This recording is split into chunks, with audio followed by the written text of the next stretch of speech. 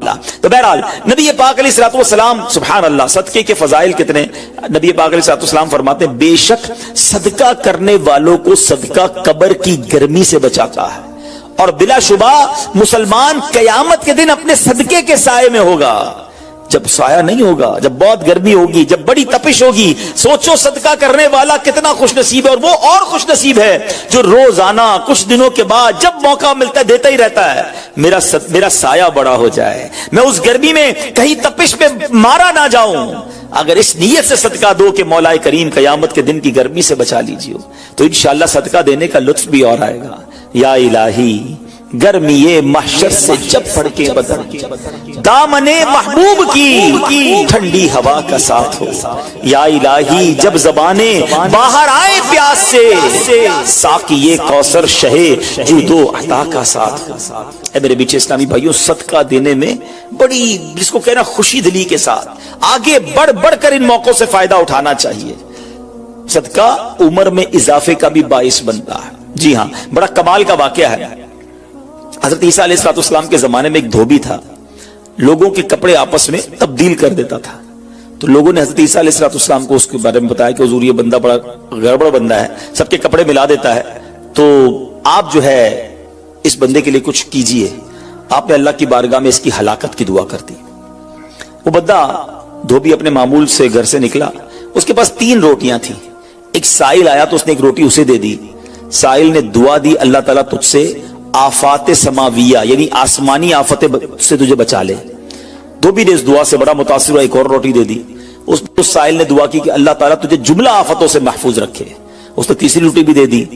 تو دھوبی سے اس سائل نے دعا کی اللہ تعالیٰ تجھے توبہ کی بھی توفیق عطا فرمائے. اب ایک بڑا سانپ جو ہے اس کی گٹھڑی میں داخل ہو چکا تھا، کیونکہ اب اس کی ہلاکت کی دعا ہو گئی تھی. اس سانپ کی گویا قدرتی یہ ڈیوٹی لگائی گئی تھی کہ اس دھوبی کو کاٹنا ہے. جب دھوبی کپڑے لینے کے ارادے سے اس نے گٹھڑی کے اندر ہاتھ ڈالا تو فرشتے نے اس سانپ کو لوہے کی ایک لگام ڈال دی اور وہ دھوبی سلامتی کے ساتھ واپس آ گیا. دھوبی کو پتہ ہی نہیں چلا کیا ہوا ہے. لوگوں نے حضرت عیسیٰ علیہ السلام سے عرض کی کہ اے روح اللہ، دھوبی تو صحیح سلامت واپس آ گیا، آپ نے تو اس کی ہلاکت کی دعا کی تھی، آپ تو اللہ کے نبی ہیں. ذرا سنو. حضرت عیسیٰ علیہ السلام نے اس دھوبی کو بلایا، فرمایا بتاؤ تم نے کون سی بھلائی کی ہے؟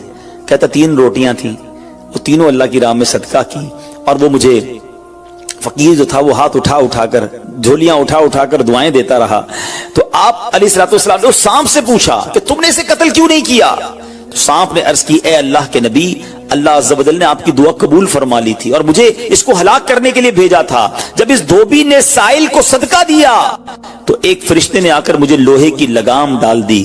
جب لوگوں نے یہ بات سنی، دھوبی نے یہ بات سنی، اسے بڑا تعجب ہوا کہ اتنا گناہگار میں، لوگوں کو اتنی تکلیف پہنچانے والا، صرف ایک نیکی کی اور مجھے آفت سے بچا لیا گیا. اس دھوبی نے توبہ کر لی کیونکہ اس سائل نے توبہ کی بھی دعا کی تھی. تو پتہ یہ چلا آفتوں سے بچنا چاہتے ہیں، مصیبتوں سے بچنا چاہتے ہیں. آج کل تو کرونا وائرس کا زمانہ ہے، بلاؤں کا زمانہ ہے. ارے اس میں تو زیادہ صدقہ دینا چاہیے، اپنے نام کا بھی، بچوں کے نام کا بھی، فیملی کے ہر فرد کے نام پر صدقہ نکالتے رہیں کہ یا اللہ صدقے کی برکت سے ان بلاؤں ان وباؤں سے بچانا. ارے وباؤں سے، بلاؤں سے، آنے والی مصیبتوں سے صدقہ کیسے بچاتا ہے کہ سنیے. ایک شخص سیدنا ابو ہریرہ رضی اللہ تعالیٰ عنہ کی بارگاہ میں حاضر ہوا، کہنے لگا حضور میرا بیٹا سمندری سفر پر گیا ہے، آپ اس کے لیے دعا فرمائیں. آپ رضی اللہ تعالیٰ عنہ نے فرمایا اس کی طرف سے صدقہ دو، سفر پر جایا کرو نا، صدقہ دے کے جایا کرو. بیٹا یا فیملی کا کوئی فرد سفر پر ہے، صدقہ دو کہ خیر سے واپس آ جائے. سیدنا ابو ہریرہ رضی اللہ تعالیٰ عنہ نے فرمایا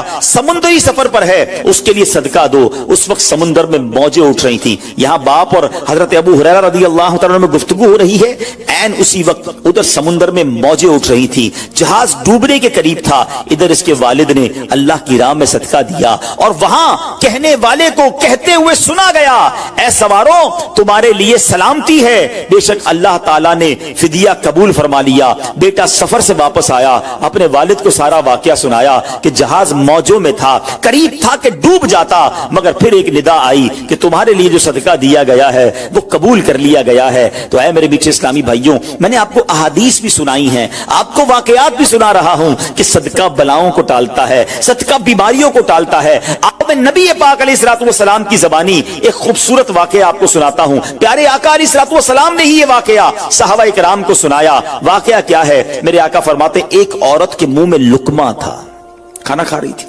ہاتھ میں لقمہ اور منہ میں ڈال لیا. اتنے میں دروازے پر ایک سائل آیا. وہ عورت کیسی توکل والی, کیسی صدقہ دینے والی, کتنا اللہ کی راہ میں خرچ کرنے والی تھی کہ وہ لقمہ اس نے منہ سے روکا اور سائل کو دے دیا کہ یہ کھا لے, میں بھوکی ٹھیک ہوں, یہ بیچارہ غریب ہے, دے دیا اسے. چھوٹی سی بات تھی. ایک لقمہ کیا ہوتا ہے؟ کچھ لوگ یہی کہتے ہیں پیسے ہی تھوڑے ہیں جیب میں, 5 10 15 روپے 50 روپے 100 روپے کے صدقے سے کیا ہوگا, میں تو خود غریب ہوں. سنو, ایک ہی لقمہ تھا نا, دیگ نہیں تھی بریانی کی, ایک لقمہ تھا. اور یہ واقعہ سرور کائنات علیہ الصلوۃ والسلام اپنے صحابہ کو سنا رہے ہیں. فرمایا وہ لقمہ اس عورت نے روکا اور فقیر کو دے دیا. اب اس عورت کے کچھ عرصے بعد بچے کی ولادت ہوئی. بچہ تھوڑا سا بڑا ہوا, باہر ماں کے ساتھ چلنے لگا, گھومنے پھرنے لگا. تو باہر گیا تو ایک بھیڑیا آیا, اور بھیڑیا آ کر اس کے بچے کو اس نے منہ سے پکڑا اور بھاگ گیا. ماں پیچھے بھاگ رہی, میرا بیٹا میرا بچہ, اور بھیڑیا آگے بھاگ رہا ہے. اللہ اکبر. اللہ تبارک و تعالی نے ایک فرشتے کو حکم دیا کہ بھیڑیے کے پیچھے جاؤ, اس کے منہ سے بچہ چھین کر لاؤ اور اس کی ماں کے حوالے کر دو, اور ماں کو کہہ دینا اللہ عز و جل نے تم پر سلام بھیجا ہے اور فرمایا ہے کہ یہ لقمے کے بدلے لقمہ ہے. بات آئی سمجھ میں؟ اپنا لقمہ جو تم نے میری راہ میں دیا تھا, بھیڑیا کے لقمے سے تمہارے بیٹے کو بچایا ہے تمہارے رب نے. اللہ نے سلام بھیجا ہے.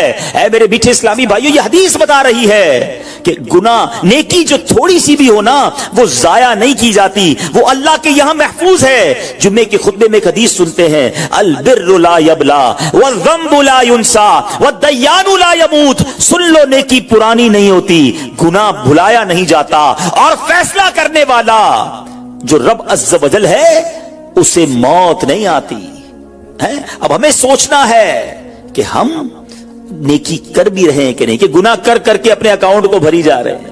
یہ چھوٹے چھوٹے صدقے جب جب موقع ملے نا, ماشاءاللہ ہم جمعہ پڑھنے جاتے ہیں, کل بھی جائیں گے.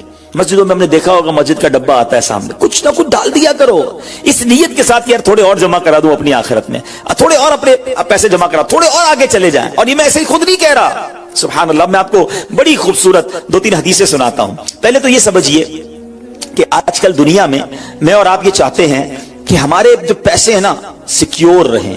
آج کل بڑا عجیب معاملہ, اچانک آگ لگ جاتی ہے, کسی کے پیسے چوری ہو جاتے ہیں, لوگ پریشان رہتے ہیں, سیکیورٹی مل جائے. ٹھیک ہے, تو میں آپ کو ایک حدیث سنانے جا رہا ہوں. نبی پاک علیہ الصلوۃ والسلام فرماتے ہیں, اللہ کے حبیب علیہ الصلوۃ والسلام فرماتے ہیں کہ رب عز و جل فرماتا ہے, یعنی یہ حدیث قدسی ہے. اللہ فرماتا ہے اے ابن آدم, اپنے خزانے میں سے میرے پاس کچھ جمع کر دے, اپنے پیسوں میں سے کچھ پیسے میرے پاس جمع کر دے. میں حدیث کا خلاصہ عرض کر رہا ہوں. نہ جلے گا, نہ ڈوبے گا, نہ چوری کیا جائے گا. سنو کیسی سیکیورٹی ہے. انشورنس آج کل لوگ کراتے ہیں جس میں بعض اوقات حرام انشورنس ہوتی ہے. میں آپ کو سبحان اللہ ایک ایسی گارنٹیڈ مدنی انشورنس بتا رہا ہوں کہ رب فرما رہا ہے, اللہ فرما رہا ہے اپنا مال میرے پاس جمع کرا دے, نہ جلے گا, نہ ڈوبے گا, نہ چوری ہوگا. اور اللہ فرماتا ہے میں اس وقت تجھے پورا بدلہ دوں گا جب تو اس کا زیادہ ضرورت مند ہوگا. کون سا وقت ہوگا وہ؟ قیامت کا دن, جب بچہ ماں کے پاس جائے گا نا, ماں ایک نیکی دے دے, ماں پھنس گیا ہوں, ایک نیکی چاہیے. ماں اس ایک نیکی میں بھی بیٹے کی مدد نہیں کرے گی. ماں جائے گی اولاد کے پاس کہ بیٹا میرا ایک گناہ لے لو, اولاد کہے گا ماں سے کہ نہیں میں تمہاری مدد نہیں کر سکتا. باپ بیٹے کی ہیلپ نہیں کرے گا. ایسا حال, مگر کون حامی ہوگا؟ اللہ اکبر. میرے اعلیٰ حضرت سے پوچھو, فرماتے ہیں رضا ان کے سوا رضا کوئی حامی نہیں جہاں. کہاں؟ قیامت کے دن کیا ہوگا؟ ان کے سوا رضا کوئی حامی نہیں جہاں. گزرا کرے پسر پہ پدر کو خبر نہ ہو.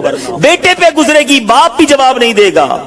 ذرا تصور کریں, امیجن کریں, قیامت کا دن ہوگا, کسی کا نامہ اعمال تولا جا رہا ہو اور ایک نیکی کی وجہ سے وہ پھنس جائے.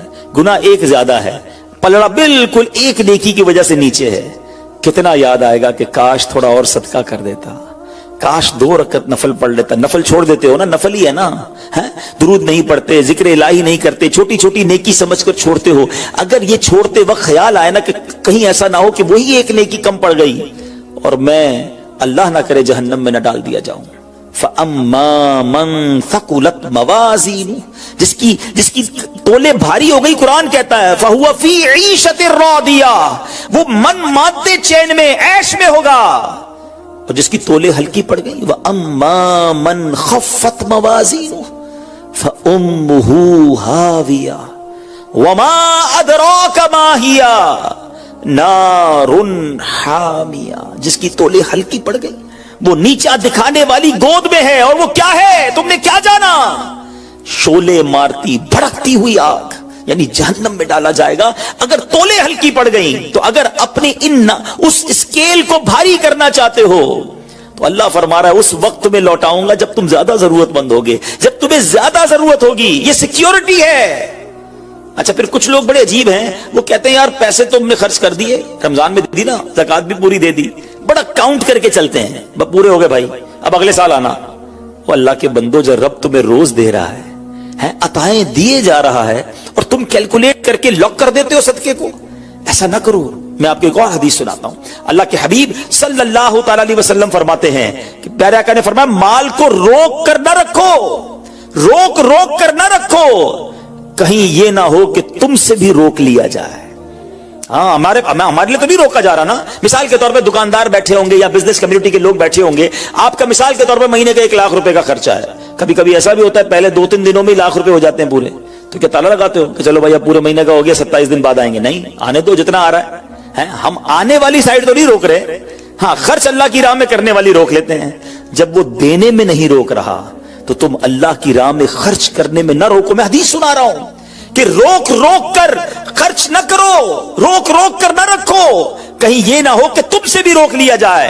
एक दूसरी रिवायत में कि नबी पाक अलैहिस्सलाम ने फरमाया, खर्च करो, गिन कर न रखो, कहीं ये ना हो कि अल्लाह भी तुम्हें गिन कर न दे, कहीं ये ना हो कि अल्लाह भी तुम्हें गिन कर दे। और बचा कर ना रखो, कहीं ऐसा ना हो कि अल्लाह भी तुमसे बचा कर रखने लगे। उधर से रुक गया ना, अताएं रुक गई तो कहां जाएंगे आप? देखिए, अच्छा आज के दौर में थोड़ा सा आप सर्वे कर लें, जितने लोग आपको सदका खैरात चैरिटी करने वाले, खाना खिलाने वाले आपको जो लोग मिलेंगे ना, आप देखिए उनका सरमाया बढ़ ही रहा होता है, उनका माल में इजाफा ही हो रहा होता है, क्योंकि अल्लाह पाक उन्हें दुनिया में भी नवाज रहा होता है।